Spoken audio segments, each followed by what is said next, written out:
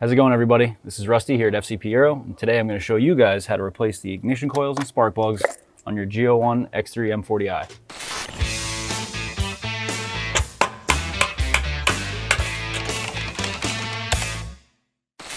Now on the table in front of me, we are going to be going with the Dynon ignition coils along with the Dynon Iridium spark plugs. Ignition coils, although they are blue in color, we do offer them in red as well as gray, and they do offer a 10% efficiency over the OEM, which we also offer a variety of OEM and OE ignition coils on our website at fcpro.com. The spark plugs that we're going to be going with do come pre-gapped, and they are an OEM replacement. The Dynon spark plugs specifically have a copper core. They have a higher melting point as well as a lower voltage required in order to fire them. A couple of symptoms you may be having if you're considering replacement of your ignition coils or spark plugs: poor fuel efficiency. You may have a couple of misfire faults and a check engine light illuminating. You could even have some hesitation under load, things like that. Now, aside from the service interval being about 6 years and 60,000 miles, which is when you should be replacing your spark plugs, we'll be doing the ignition coils at that same time, and our vehicle has about 80,000 miles on it. We don't have any current symptoms right now. We don't have any misfires or anything like that. However, you may be experiencing a check engine light for cylinder misfire on 1 through 6. You could have some hesitation under load, also poor fuel economy, and overall, it's not a super intense DIY, fairly simple to replace the spark plugs and ignition coils. And with that, let's get into some of the tools we'll need to do the job. Now, as you can see in front of me, there is not many tools needed for the ignition service today. However, there is a very specific spark plug socket that we'll be needing. CTA has the 2376, which is a 14mm 12-point spark plug socket, which will be absolutely necessary in removing the spark plugs today. Additionally, with that, I have it installed on a extension that actually has a wobble end that it will be imperative to make sure that we don't do any damage to the spark plugs. Although it is in a straight fashion when removing them, BMW does recommend that you have a little bit of play there in the form of a wobble extension. And next up, we have a small 1/4-inch extension followed by a little bit larger 3 to 4 inch extension. Either of these will be helpful, but we may need to use both of them additionally. Small pocket screwdriver, an 8mm wrench, an 8mm socket on my impact driver, a 10mm socket, as well as a 16mm socket. I have a 3/8 to 1/4 inch adapter, and then additionally, not something found in everyone's toolbox, I have an E8 socket, which will be necessary for removing the ignition coils. Small panel tool, and then finally, we do have a 3/8 torque wrench. And with that, let's go ahead and get started. All right, we're gonna go ahead and pop off the engine cover for starters. Now, before we get started on the ignition service here, I did want to make mention that we're going to be going ahead and removing the cowl in the back here to give us a little bit more visibility on that cylinder 6 spark plug as well as the ignition coil. But just looking at it here, you can certainly go ahead and remove that without any issue. Reinstallation and making sure that spark plug doesn't get damaged when you're putting it back down the spark plug bore could be a little bit iffy. So keep that in mind. You may want to go the extra mile and take the cowling off, which we'll be doing right now. Now, in getting the cowling out, we do have a little 90-degree thumb screw that we have to take out here. Ours is missing, but on the passenger side, we do have that thumb screw here. Turn it 90 degrees, pull it up and away, and put these off to the side. Next up, we're going to be working on the fender trim as well as these front cowl trim pieces. Simply just lift this center dowel up and pull the rivet all the way out. And do the same thing for the rest of them. There are 2 more on the strut tower aside from the ones on the fender. All right, once we got those rivets out of there, we are missing one up here, but we want to take these out as well. Put this off to the side. You'll have some clips in the hood seal underneath here as well. And then the hood cable does run to the side here, so we will have to make sure that we pop this out. Careful not to break this. As you can see, it is a little bit resistant, but you want to make sure that we don't break these little triangular clips on the bottom of that little piece there. Once you get that out of the way, tip this up and pull it right out of the fender. Careful not to break the pegs that align this into the fender there. First, we're going to get our wiper cap out of the way. Simply just, it hooks into the back of the reservoir. If you just grab the cap and push forward, it should pop right out. And then just like the other side, go ahead and remove all those plastic rivets. And then just like the other side, the hood seal pops right out. All right, now we're going to start removing the rest of the upper cowl. We're going to get this hood seal out of the way. Yours is probably falling off like ours is here. It does have a cable inside of it, so don't just go ahead and rip. We got to get that cable removed first, and then we can pull the hood seal off. And before we go ahead and remove this cowl panel, we do have to take the wipers off. So underneath this cap, there are two 16mm nuts. And before we go ahead and get those off, we want to make sure that we have the wipers marked so that we put them right back in the same position. I'm going to grab some blue tape and just make a position where the wipers currently are before we go ahead and remove them. Now that we have our wipers marked with a 16mm socket, we're going to go ahead and release these nuts. Now, if your wipers have never been removed before, or you're in a climate similar to the Rust Belt, you may have some difficulty in which you may want to use a wiper arm puller. If that is the case and you can't get these off by hand, go ahead and put that nut back on using a wiper arm puller to pop that off of the splines. However, I've had these off once before and I'm fairly certain that they will come off with just pressing down against the hinge here and popping the wipers off, kind of performing CPR, if you will. Just like that. Now with my height deficiencies, I'm gonna have to get up here and get this second one. All right, now that we have the wipers out, the cowl simply just clips into the bottom of the windshield. So you may have to force it slightly up and out of the way. It's also clipped into this water drain back here. So I'm kind of just tucking my hand underneath there and pushing right where it meets the windshield to pop it out of that groove. And once this releases from the windshield, you do have to flex it and bend it slightly, kind of like that, just to make it a little bit smaller to get it out and past the hood hinges.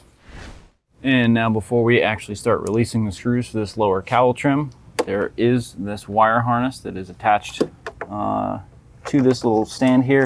It's not attached to this specifically, but if we release that from that little tab, it will drop that down and make this come out just a little bit easier. So before we go ahead and pull this cowl out, we do have to remove a couple of the small 8mm screws, similar to those that are found on the lower belly pan. You'll notice one of those screws is directly underneath this brace. It is held in with an E14 and a 16mm. However, they are suggested one-time use pieces of hardware. So we'll be leaving this in and getting that fastener out just with an 8mm wrench. There's a couple located on the back here, using a magnetic socket here that'll really help keep these in place, so hopefully we don't lose any in the engine bay. And with an 8mm wrench, we're gonna get that one loosened up underneath. It's definitely gonna be a little more difficult than just pulling out the strut brace, but it certainly can be done.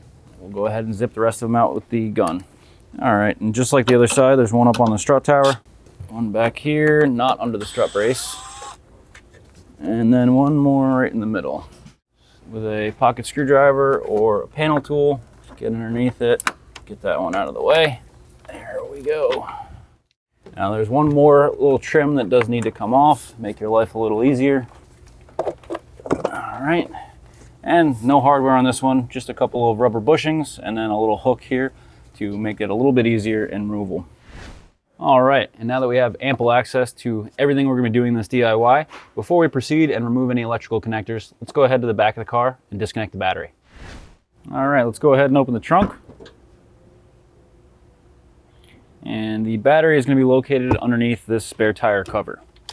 There is a hook on the passenger side we can stick out and then use this tether, keep this up out of our way in the meantime while we're working down here. Luckily for us, the BMW does come equipped with a tool in order to open this little cover here. So with a flathead screwdriver, turn these little screws 90 degrees, and then we'll just pop this up. And then we're gonna just be disconnecting the negative battery terminal and tucking it out of the way, disconnecting all battery voltage. With a 10mm, just loosen that battery terminal, just a few turns, and push that off to the side. And then we're gonna go ahead and latch this bottom trunk latch just to ensure that the vehicle doesn't close the trunk on us. The hatch should stay up for the remainder of the DIY. However, if they should fall or become weak in the middle of doing this, it is wise to latch that. That way you don't have to struggle going over the seats, climbing over this in order to reconnect that battery. So we'll just manually drop this back down. With that latched, this will not close. And with no battery power, we're not gonna be able to get in there if it does. So keep that in mind. We've already made sure all doors are unlocked if we do need to get back into the vehicle and move it for whatever reason. So we'll go back up to the front of the car and we'll catch you guys in a second. Next up, we're gonna go ahead and remove this harness and the O2 sensor connectors from the top of the ignition coils here. There is 2 locks on either connector. We need to disengage those locks in order to get these connectors off.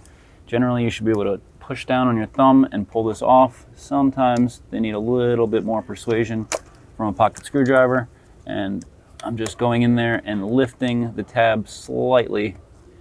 Careful not to break or damage the connector. Once you get those off, underneath the back of the connector, it's kind of hard to see, but there is a little tab you need to push to the side in order to release. That tab is located right here, and you just need to move it off to the side so that the locking tab on there allows that to slide freely. We'll do that to the one on the rear as well, pushing it towards the back of the car, making that locking tab release. Once we get those out of the way, we do want to get this to give us a little more clearance down here. There are 2 locking tabs, one located down below here, it's kind of hard to see, and one up here. We want to push these out of the way while pulling up, and sometimes you have to push down to get that to release a little bit better and pull up on that at the same time. If you go too far, you may put a little too much stress on the rear one, so you may have to push it down just slightly before it fully engages. So we will go back and forth trying to release these. So this back one, you're gonna have to pull to the outside of the fender. This front one goes towards the engine, and then just pull it up and away. Those tabs are rather fragile, so be careful. If you have any difficulty with them, push down and then pull back out. And we'll just set this kind of off to the side. If you need a little bit more room, there is a harness connection on the top of the valve cover right here. We want to release this, giving us just a tiny bit more room. Careful on that PCV breather hose. And that'll give us just a little bit more. We can kind of sneak that on top of the airbox there. Now we're going to go ahead and release all the connectors on the ignition coils. Same as the connectors we just released, there is a lock first, and you may need a pocket screwdriver if the connection doesn't release, as you can see here. So a little persuasion to get that connector to release, and they come out just fine. All right, once we have those all released, you have one more in the back here, which, as you can see, it would definitely be a little bit more difficult with that cowl on. Now we're going to go ahead and remove the E8s for the ignition coils. However, before we pull these ignition coils out, if you do have any leaves or any dirt and debris in there, as you pull these ignition coils out, it will fall down. I'm going to take a second with some compressed air and just run that down here. Also going to clear out anything on top of the valve cover. So we don't have anything open other than a couple of these connectors. But before you have anything open to the engine, you really want to make sure that we've cleared all this out so it doesn't fall in there. All right, now if you have a compressed air and a little air wand, go ahead and blow everything out. Otherwise, a duster can or some way to remove all this. A vacuum would certainly suffice, but it's not going to remove a lot of the stuff that's kind of stuck down in there. All right, with an E8, we'll go ahead and release the fasteners on the ignition coil and pull these all out. And this rear one, just to get onto it, I'm going to get the connector for the high pressure fuel pump out of the way. Now that they're all released, just kind of grab the coil, twist a little bit, and pull straight up. Now, if you had any difficulty pulling these out, I did want to make mention that it is a little dangerous to be prying up against the valve cover. Valve cover is made of plastic, as are the coils. If you're replacing the coils, not a big deal. However, if you're reusing them, you don't want to put any scratches or damages on them because they could let some water in. So if you're having difficulty pulling these up, you may want to use some silicone grease inside there to loosen up the boot on the spark plug. Furthermore, a little bit of glass cleaner I like to use as well, as it doesn't leave any staining and it does tend to loosen things up. But the new coils that we'll be installing do come with grease equipped on them, so keep that in mind. All right, when we're removing the spark plugs, these do have a somewhat not traditional spark plug socket. We'll be using a 14mm 12-point socket in order to remove these, and BMW does recommend that you have a wobble extension in order to alleviate from any damage to the ceramic, as they are somewhat fragile. So I'll get the spark plug socket seated on the spark plug and break it loose. As I'm pulling these out, you can see that there's certainly some rust on the threads. That's not really abnormal. However, we don't have any carbon tracking on the ceramic. These are probably been replaced. This vehicle has about 80,000 miles on them. These do look like they've been fairly recently replaced. We don't have any oil on them, nothing like that. If you do have any oil here, that is an indication that you more than likely have a valve cover gasket leak. Although it may not be leaking on the outside, it very well could be leaking into the spark plug bores.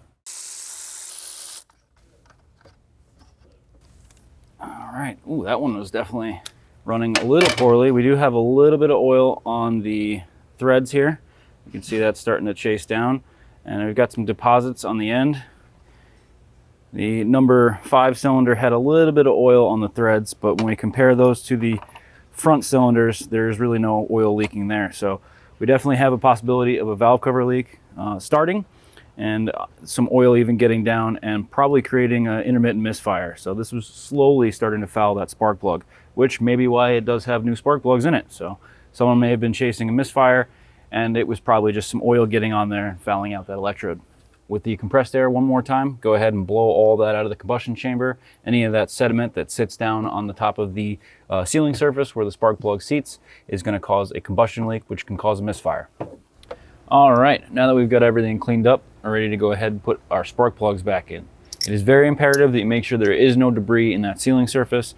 Honestly, if you leave anything in there, it could either create a combustion leak, it could make the spark plugs loosen up, could even cause some catastrophic failure in the form of a leaning out mixture, creating a detrimental failure in the cylinder bore. So really make sure that when you have this all apart, everything is clean, everything is how it should be, as if it were a new engine. We're gonna drop our spark plugs in. I do have a spark plug socket, either with a magnet or a rubber grommet inside of there that's gonna hold that in place. Wanna make sure that we don't drop these spark plugs right in there. If you do, you can cause some damage to the electrode or even close the gap on the electrode. So we want to make sure that we nicely and evenly guide these down and get these started in the spark plug bore. And then we're going to do this for the rest of the 6 spark plugs. All right, and now that we've run all those in by hand, we're going to go back and torque them all down to 23 Newton meters.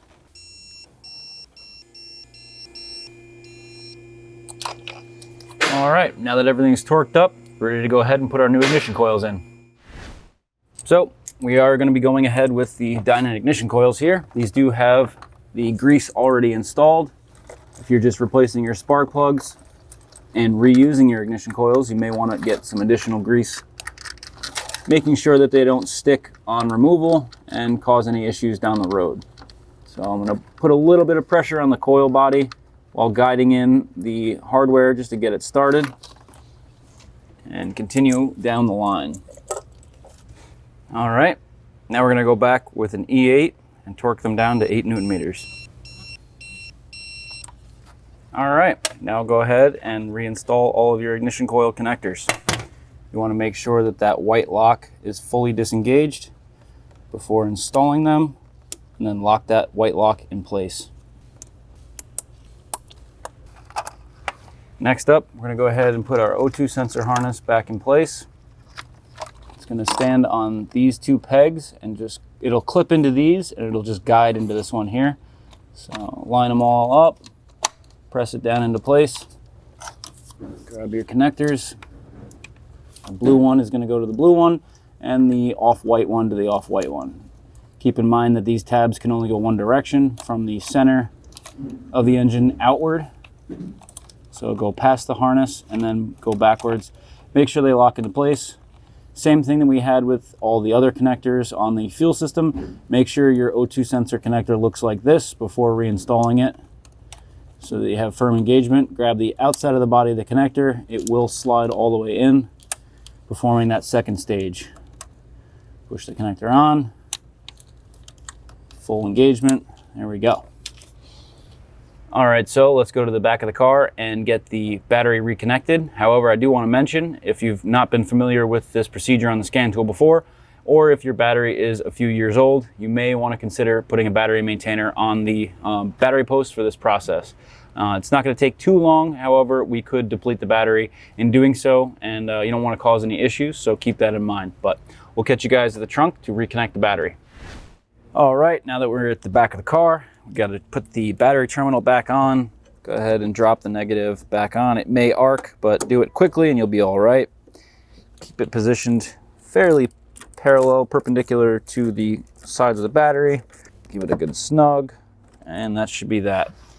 So drop this back down. Give these a 90-degree turn. And once you have the battery reconnected, if you did secure the trunk latch to ensure that the trunk does not close on you, Go ahead and grab your key and unlock the latch and get ready to close the trunk. But first we're gonna go ahead and put this little tab back in place and fold this hook back up. Drop that back down. All right, now that we have our cowl here, I'm gonna go ahead and tuck it underneath the strut braces as well as kind of underneath the wiper motor, and it will kind of fall into place. You should have a couple of the small 8mm screws with the smaller washer than the belly pan. All right, on this one, we're gonna get this started right here. We're gonna leave it loose so that we can make sure that we still can line up the rest of them. And then we are gonna have one additional one underneath this strut brace here. We're gonna have to get that in by hand and then tighten it up with a wrench. The 2 bolts that hold this strut brace down, while you may think it is quick and easy to remove, by BMW, these are suggested as one-time use pieces of hardware. So unless you have new bolts for that, leave that in there and get that fastener in with a wrench. And those cowl screws are not very tight, but once you go ahead and get this one snugged in, you can go ahead and tighten all the rest up if you haven't already. And now that we have that all in place, we are ready to go ahead and put our cowl in. Keep in mind that there should be a little peg right here. Ours is broken off, and both sides of the cowl on either drain side will need to go into the receiving end of that. The driver's side on ours does have a clip here. You can see on the passenger side, that one has broken off. So keep in mind, you will need to line these up. And then also this lip here is how it engages and clips into the top of the windshield. So if your windshield is full of leaves and dirt and debris, you may want to take a second to run a flathead screwdriver through there, pull any big pieces of dirt out, maybe even run some compressed air through there. Furthermore, a little bit of glass cleaner, but just make sure that this little receiving lip is clean and clear. So go ahead and get this lined up. That peg that was on the wiper cowl that I mentioned should go into one of those receiving notches next to the upper strut brace. So if you do have that one installed, keep that in mind when you're trying to get this lined up. So you may have to flex it just a little bit to get it around the hood hinges before you get everything lined up. Make sure the ducting over here is in place. Tuck this underneath the sides of the wiper here. Start the engagement, and then just continue to press that line down across the entire windshield. It should have a pretty firm engagement into the windshield. Just go back and make sure that all of it is flush or below that little groove. And the side on the driver's side was sticking up just a tiny bit. I did have to line up both of these cowl pieces to get this to drop in just a little bit. So if that's fighting on the driver's side, make sure both of these drains, you may have to reach your hand underneath to line that one up. Make sure both of those are seating correctly. So when we're gonna get our wipers installed, you wanna keep in mind that they are not the same. They do have different arms, but the smaller blade is gonna be on the passenger side. As you can see, the driver's side is much larger. So we'll leave this off for a second here. You're gonna line up the edge of the blade with where you laid the tape. Also would not be a bad idea to run the wipers once real quick. There's a good chance that when you took the wipers off, the wipers on the linkage could have slightly moved.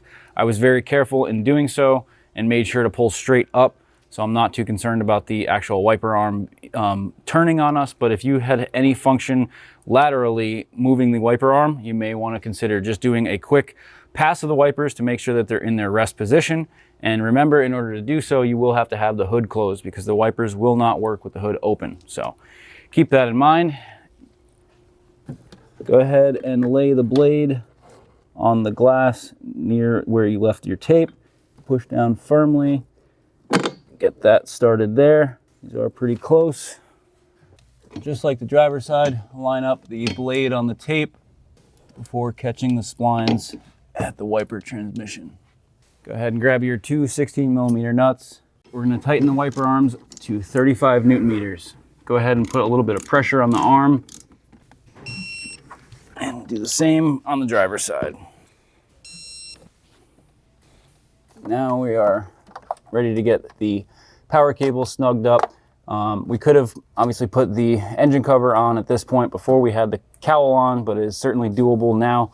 Let's go ahead and put the sound deadening on before we put the engine cover on, and then we'll go ahead and refit this into the hood seal.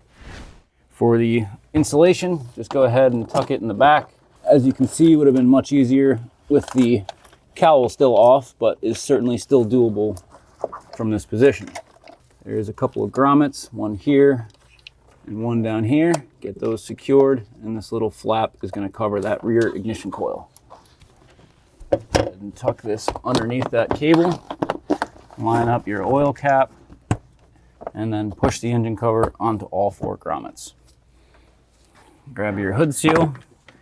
The lip in the rear here is what's going to attach onto that lower cowl. So go ahead and start it on one end and just kind of press it all across that.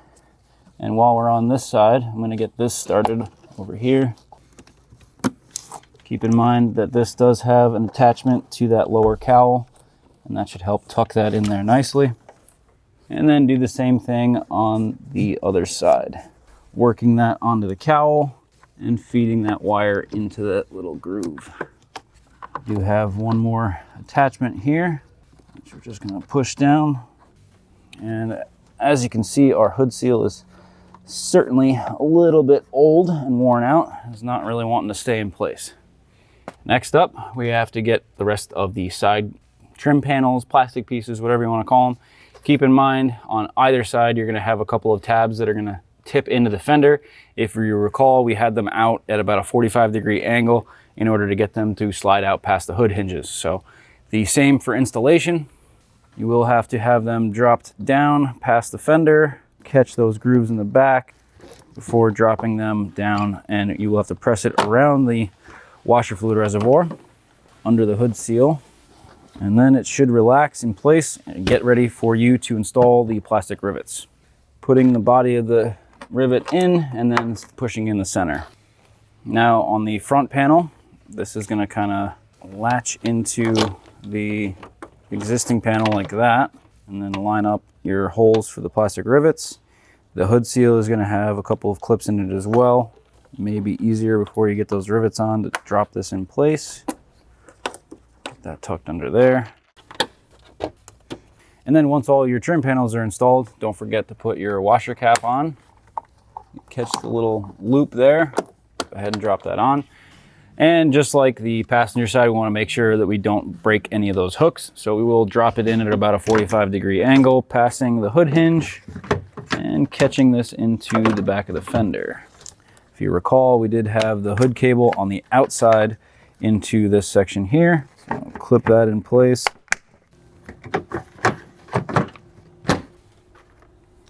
All right, and once that relaxes back into place, we can go ahead and get our front trim in. All right, now for these small little corner cowl panels, the one with the little extra mesh is going to go on the passenger side. This one does have a little loop here, which is going to go into the provision behind the master cylinder. Catch the loop in here, pivot it down, and then you should have a little thumb screw here, which you turn 90 degrees. Ours is missing, but it is just like this one where you lock that into place. Now we'll go ahead and get the other side installed. This one, similar to the other side, actually has 2 little clips that will engage into the cowl. Once that pivots down into place, give your little thumb screw a 90 degree and go ahead and readjust your hood seal that continuously falls off.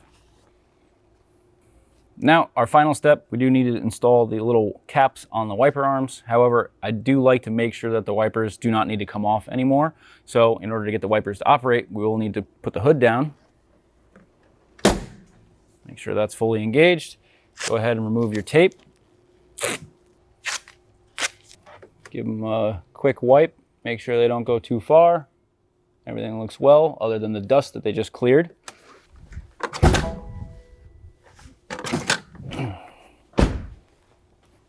And then once you're confident in the position of your wipers, go ahead and open the hood back up, grab your caps, keep these from any weather damage. All right, now that we have everything back together, let's go ahead and start the vehicle. We're gonna make sure that we have no misfires, no check engine light, everything like that. So if you do have any immediate misfires, shut the vehicle right down right away and try to figure out if you have a a cracked spark plug, potentially an ignition coil that is not fully engaged on the electrical connector, and you can furthermore scan the vehicle and pinpoint which exact cylinder that is. But let's go back into the car, start it up, make sure we have no misfires.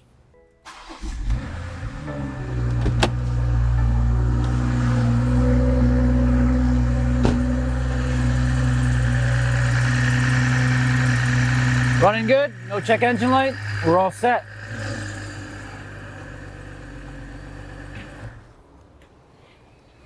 All right, and that basically wraps up today's DIY on the ignition service on our G01 X3 M40i.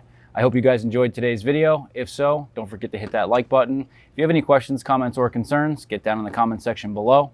And we will have plenty more videos on this vehicle and many others like it, so don't forget to subscribe. As always, thank you guys so much for watching. We'll catch you on the next one.